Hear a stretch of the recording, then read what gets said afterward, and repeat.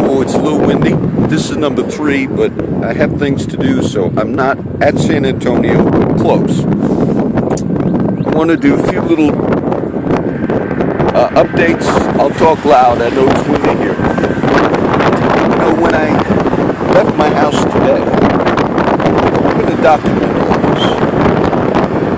Dirk Kistner, who I've spoken about in the last week. Dirk never parks right by, down my house, this little jetty, a little island going out, where in the past, Dirk used to put binoculars on me when I was out there with Austin, thinking, oh, John's with some girl. Dirk never parks there. He's got spots where he parks. He's been there 24/7 for the last week. Just leaving the house today. He's just sitting there in his vehicle. Dirk, for those that are not familiar, tried to murder Tennessee. Tennessee was a street guy. He stabbed Tennessee twice in the chest with a big knife, cut his aorta. Tennessee survived. Dirk did 8 months in county jail. I helped Dirk, kept his dog and all. I helped him in the thinking he was going to do time. But Tennessee fled the state, and Dirk intimidated some of the other witnesses. Before he got arrested, it was reported he burnt down one of the camps to kill witnesses. That's what was reported. So he got off on that. Now, the reason Dirk stabbed Tennessee, believe it or not, Dirk will open his mouth and say things. And he'll say things against one of the friends of mine on the street that you've seen, whose name is Claire. Claire's a sweet girl, but Claire's been homeless for many years. He said something, this is how Dirk is. He said something about Claire, disparaging. And Tennessee, one of the street guys, got in a fight with Dirk, but Dirk instigated it. Tennessee was getting the best of Dirk, beating him up without a weapon. As a matter of fact, my friend Albert just told me he saw the whole thing. And after Dirk gets beat up, he stabs Tennessee, tries to murder him. After all that, you would think he would at least not make disparaging comments about Claire anymore. He did it about a month ago. Now, I don't know if Claire watches all of these, and I won't say the comment. But my friend Crow is up in Timmins. He's going to marry Claire in about 2 weeks, if everything goes well. Claire wasn't there. He made a comment to Crow, disparagingly, about his fiancée. Crow's even there. But look, Crow, he's maybe somewhat like me, or if he's not going to look and stuff. But he didn't do anything, but I know he made that comment again. So Dirk doesn't learn his lesson. Now, being Dirk, the whole history, I won't tell it again. But he's there 24/7. I was going to stop and do another video right there, but I wanted to do my ride. I find it interesting because the cops are well aware of what Dirk's involved with, and he's living illegally right there because he's there 24/7. As a matter of fact, I went to Timmins the other day. Dirk didn't show up, but he was at that spot where he knows sometimes I walk. You say, but John, if the cops know that there are criminals on the street that actually have that kind of history and they're actually committing crimes, even as a simple thing of illegally parking, you're not supposed to camp publicly. Now, I know there's a 3-day limit on the island, but on that little jetty, that's not a camping spot at all. He's been living there 24/7, okay, because I pass it every day. Now, another comment. Why would the cops allow say they don't seem to be doing much? Oh, maybe they're figuring, let him stay there and let John do his walk. And Dirk's history is to take him on, to fight him. That's how he is. And then maybe the cops think, oh, and if he accidentally, stabs and kills John, Dirk doesn't get in trouble for those things. Now, a real quick comment. I just caught the news a little bit. Trump is sort of like me, because Trump has now made statements. I saw it I'll mention something. I Googled the local news before I left the house. Trump is now saying to the media, before Comey makes any statements, he better be careful that, his conversations with me were not recorded, because Trump has said that Comey has told him 3 times that he was not under investigation. Trump says at a dinner he had with Comey, and then on 2 phone calls, and now maybe Trump is fibbing. And if he is, Comey will come out possibly and say, no, I never took. So now Trump's saying he better hope those conversations. And the funny or not funny thing, the local news, right after I made that last video, various things I saw. Sadly, there's another murder case. Look, today, I also heard in some other state, a cop was ambushed and shot. Look, that is always unjustified, right? That is always unjustified. Now, the local Caller Times online on the internet had a thing, the cops are cracking down again on code enforcement. Right after I made that last video about code enforcement. It says now they're out in force, cracking down on code enforcement. South Texas and Oasis County have problems. I mentioned various cases over time. I'll mention this one again. This is a famous case of a mechanic by the name of, this has to do with the system. His name was, I think, Rubio or something. I think my wife actually took her vehicle or knew this mechanic, but he was had a mechanic shop. The case was famous because he got convicted for kidnapping, tying up a girl, taking her to the mechanic shop, raping her, and all this. Very severe charges. I followed that case. This was in the Mark Circuit. And I read it in the newspaper and watched it as well. Well, during the trial, it came out. Of course, the girl later had to go to the doctor, after she made the report. Which was not when it supposedly happened. And at the hospital, they checked the girl. She said she was bound tightly with ropes or whatever, chains or something. But the evidence showed that she was not bound. There were no wrist marks like tying something or handcuffs. So the evidence showed she lied about that. And it came out in court, actually, that she lied about that. That was kind of acknowledged. All right. She was out at about 3 a.m., if I remember, in some neighborhood. Okay, that was also why we were out at 3 a.m. when this happened. She said, oh, I was texting a friend or something. It seems as if the reason she was out at 3 a.m. was also not true, whatever thing she said. Then she said not only did he bind her and kidnap her, but he brought this girl back to his mechanic shop and then brutally raped her, threatened to murder her, and then released her. But the evidence also showed that when she left the mechanic shop, it seemed like she left of her own accord, and when she left, there were other mechanics working at the shop. And she kind of just walked past everybody like an employment thing. He wasn't behind her, threatening her or whatever. And she just left. And she also never reported it when it happened. But because she was out all night and all that, later the mom had asked, where were you? And then she tells the mom that story.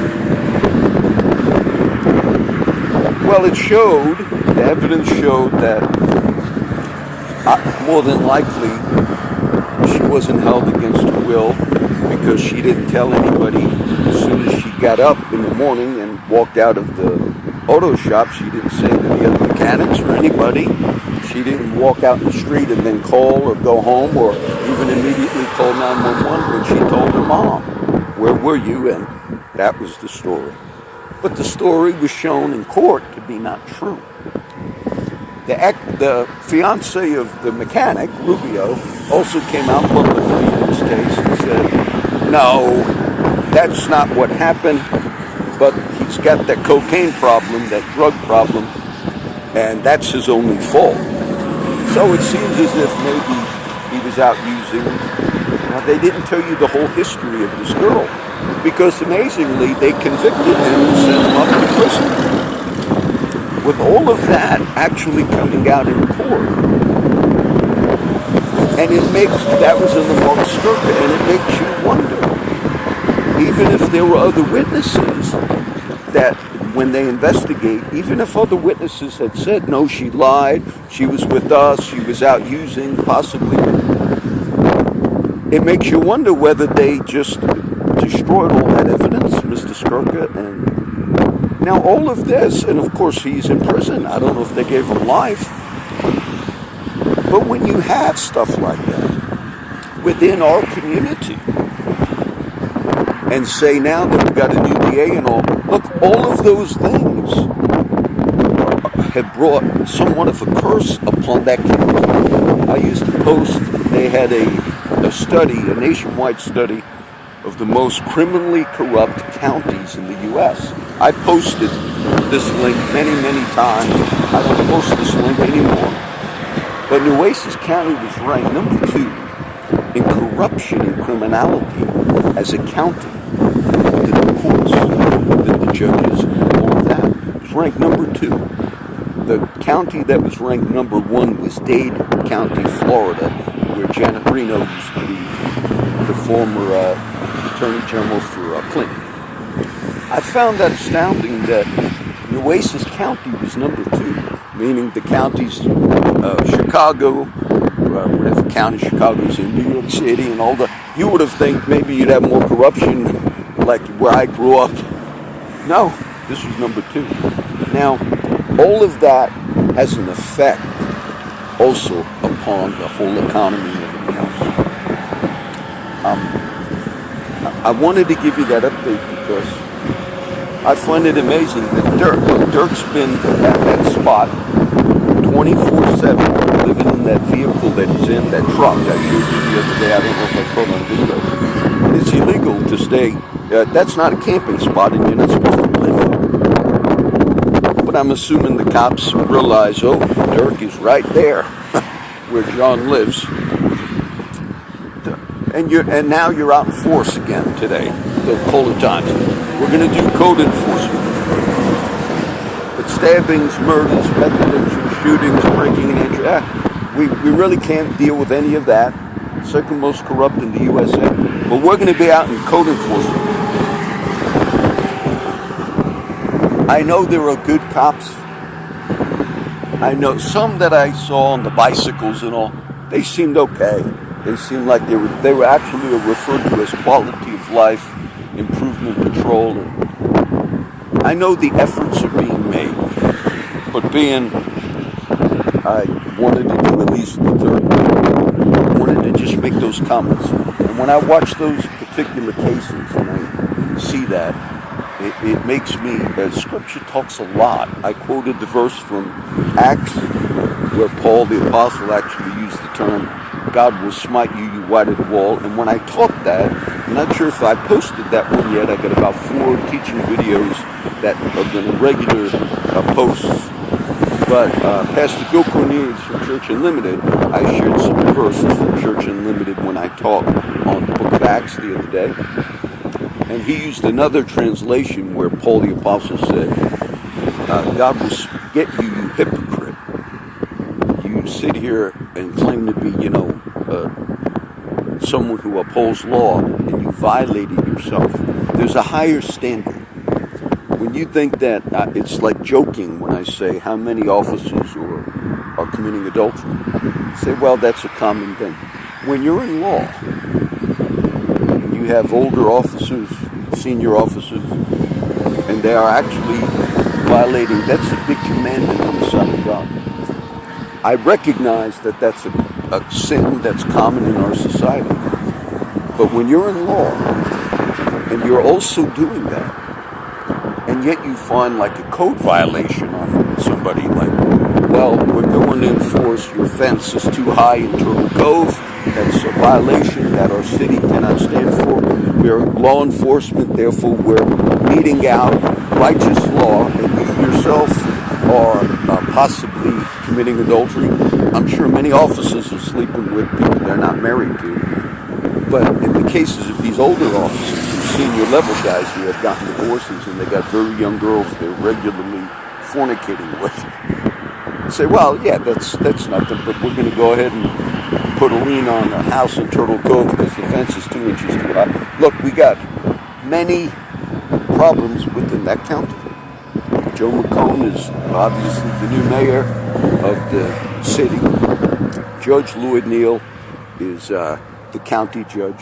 And there's about a group, I read the news a lot, so there's about 7 or 8 people that seem to be kind of running the show. And some of them within that circle are also have things going on. I told you, I mentioned that before. So God sees, I'll do this one right now. That's the big news, of course, is the media is really on the Trump thing right now. Some are hoping that they're going to either get an impeachment on Trump. Some, Maxine Waters, Democrat, openly, that's her view, you know. She's not lying about it. Some are hoping maybe they'll get Trump to resign.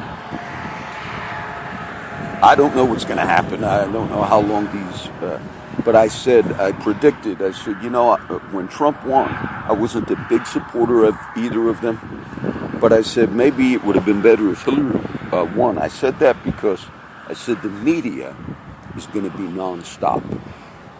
There are some good news stories that you have not heard of. Some were reported in the New York Times. They said Trump's economic decisions are helping the oil industry in the country and the steel industry.